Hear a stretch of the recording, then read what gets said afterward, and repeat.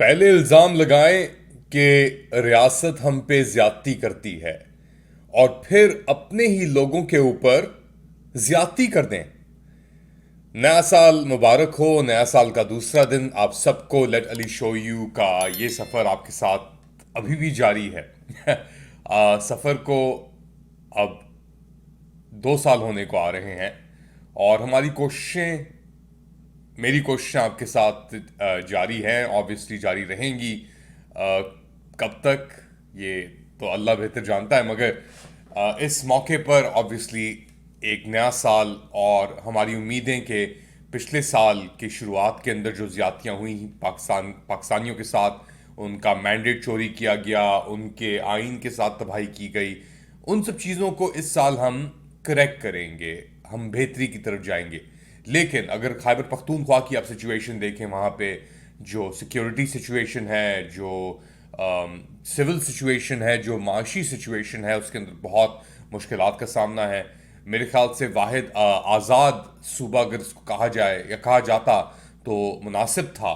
लेकिन क्योंकि निज़ाम बिल्कुल ही फाश हो चुका है, निज़ाम अब एक प्रेडिटरी, यानी प्रेडिटरी से मुराद के एक जानवर नुमा, उसके अंदर जो वहशत है, वहशियत जो है निज़ाम के अंदर, वो बज़ाहिर तौर पे तो ऐसी है कि अपनों को ही तान दो। तो अगर वो ये स्टैंडर्ड बन गया है, ये अगर हमारा लेवल आ गया है, तो खैबर पख्तूनख्वा की हुकूमत, जिसने दर्जनों के हिसाब से, अब तो यानी ये बात वाज़े वाज़े हो रही है कि 105 के करीब लोग हैं जो शहीद हुए उस सानहे के अंदर, और उनको लेकर जो खबरें खैबर पख्तूनख्वा से आ रही हैं कि केपी के जो सीएम हैं, वज़ीर आला अली अमीन गंदापुर साहब, उनका किरदार बहुत ही मशकूक और तफ्शीशनाक रहा है।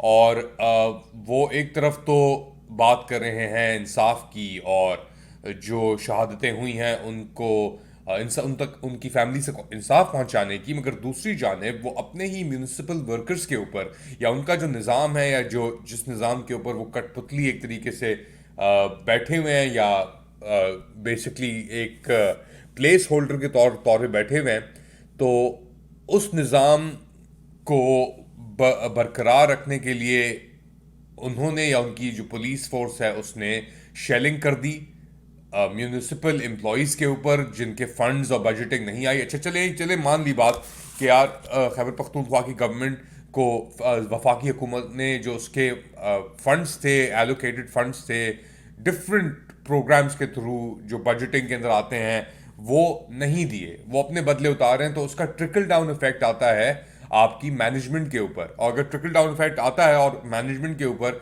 और आपके पास कोई जवाब नहीं होता, तो फिर आप जोर और ज़बरदस्ती का इस्तेमाल करते हैं। और मैं नहीं कह रहा कि पेशावर की पुलिस फोर्स कोई स्पेशल थी या नहीं थी, लेकिन इंतखाबात के अंदर जो नुमाइंदगी हुई थी पाकिस्तान तहरीक इंसाफ की, उस लिहाज से पेशावर पुलिस फोर्स को हाईजैक कर लिया गया बेसिकली वफाक ने। और अली अमीन गंदापुर का खुद ही जो किरदार रहा है, जब दो धरने वो लेके गए, बड़ी बात है, सैकड़ों की तादाद में लोग इस्लामाबाद पहुंचे, और दोनों दफ़ा, पहली बार तो वो 4 अक्टूबर को मुड़ के वापस आ गए पहाड़ियाँ अबूर करके, और दूसरी जानब ये जो 26 नवंबर का वाक़या था, इसके अंदर तो बाकायदा तौर पर शहीद हुए पाकिस्तानी, आम पाकिस्तानी, खैबर पख्तूनख्वा के शहरी, और अली अमीन गंदापुर साहब वहाँ से भी निकल गए।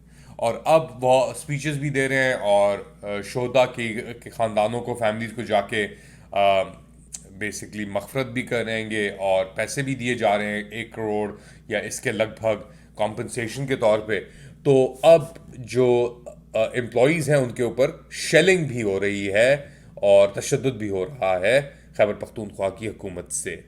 अब इन डिमांड्स को किस तरीके से मीट किया जाए, डॉक्टर्स, नर्सेज भी हैं मौजूद, टीचर्स के भी मसले चल रहे हैं। बेसिकली जो भी गवर्नमेंट के साथ इन्वॉल्व है सकत खैबर पख्तूनख्वा की, उसके लिए मसले हैं। वो मसले क्या हैं? वो मसले ये हैं कि पैसे नहीं हैं, और पैसे नहीं हैं, अगर यहाँ तक कि वाहिद केपी का सूबा था जिसने सरप्लस शो किया, जिसकी परफॉर्मेंस निस्बतन पंजाब हुकूमत से और दीगर, सिंध तो खैर छोड़ ही दें आप, उन्होंने तो सिंध हुकूमत ने तो अपाहिजों के ऊपर भी को नहीं बख्शा, स्पेशल नीड्स के जो लोग बच्चे हैं उनको भी नहीं छोड़ा, उनकी भी कुट लगा दी है। वीडियो आ रही है, एक डाउन सिंड्रोम वाला एक लड़का है, उसको उसके साथ तशद्दुद कर रहे हैं। तो ये इनका माइंडसेट है। और अब ये बेसिकली इस तरीके से चीज़ें नहीं चल सकती। ये नया साल जो है ये मेरे ख्याल से पुराने पाकिस्तान का आखिरी साल होगा किसी भी सूरत के अंदर। या पाकिस्तान का आखिरी साल होगा या पुराने पाकिस्तान का आखिरी साल होगा, क्योंकि इसके बाद आप पाकिस्तान को एक मुल्क के तौर पे, एक रियासत के तौर पे लेकर आगे नहीं बढ़ सकते। और रियासत का सबसे बड़ा जबर, उसका अलमिया क्या है कि आपने अपने सबसे विजिबल और सबसे अकॉम्प्लिश पाकिस्तानी को 500 से जायद दिन नजरबंद किया हुआ है।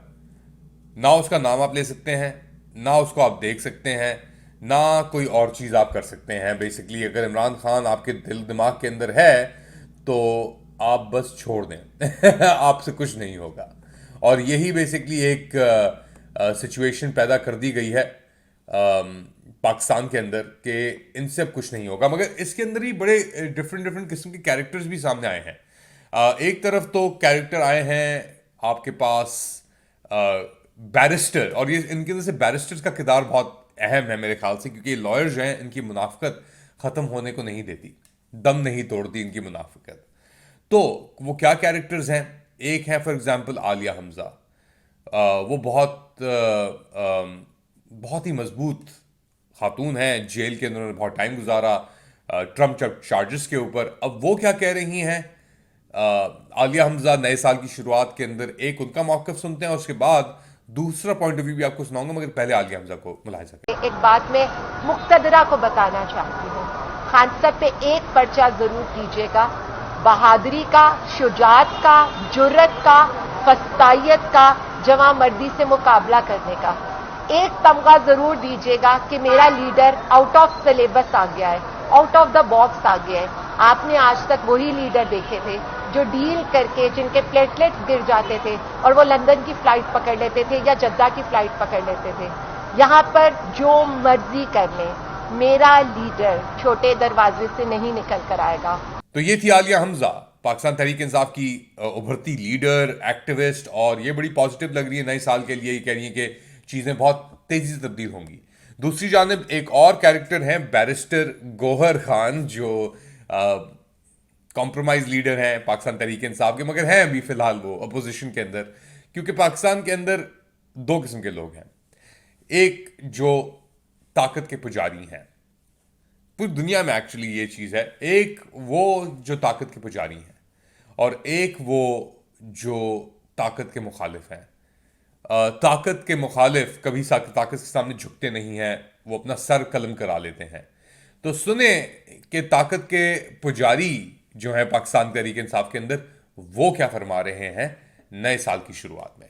पॉइंट्स बड़े मुख्तसर है, चाहे उसको इन राइटिंग दे दे चाहे अदरवाइज रख ले, कि हमारे दो ही पॉइंट है, वो सबको मालूम है क्या डिमांड है, और वही है जो खान साहब ने जिसका जिक्र किया है। तो मेरा ख्याल है कल इंशाल्लाह ताला इसको आगे चलाएंगे। ये थे बैरिस्टर गौहर, ताकत के पुजारी बैरिस्टर गौहर, और ये अपनी बेसिकली जो लगी है उनकी कथा कि जी सबको आगे मिलके चलने, हो जाएगा सब कुछ, नहीं होगा वो देखा जाएगा। एक अच्छी खबर भी आई है केपी से। कुरम के अंदर जो ग्रैंड जिरगा पिछले 3 हफ्ते से ये जो सीज और सिचुएशन को कंट्रोल करने की कोशिश कर रहा था शिया सुन्नी फसादात के अंदर, उसने एक ब्रेक थ्रू कर ली है, अग्रीमेंट रीच हो गया है। लेकिन इसके क्या होगा, मायने क्या होंगी? पहले भी एग्रीमेंट रीच हुए हैं, याद रखें आप, और फिर स्पॉयलर्स आ जाते थे। सीज के रोड खुलने की भी इतलात आ रही है कि रोड जो एक वाहिद रोड जा रही है कि पारा चनार के अंदर, इसके बाद मुआहदे के बाद उसके अंदर भी ऑब्वियसली मूवमेंट होगी। और बहुत बुरा हाल था, दर्जनों के हिसाब से बच्चे शहीद हो गए थे, जहाँ भाग हो गए थे, लैक ऑफ मेडिसिन और चीज़ों की वजह से, खुराक की वजह से भी। तो उम्मीद है कि ये एक अच्छा एक डेवलपमेंट है जो खैर आई होप कि पाकिस्तान जल रहा है तो एक एरिया के अंदर पीस एग्रीमेंट कैसे हो सकता है? आप क्या समझते हैं? बताएं मुझे कमेंट सेक्शन के अंदर। Do like, subscribe and share this content. अपना ख्याल रखिएगा, अगली बार तक अल्लाह।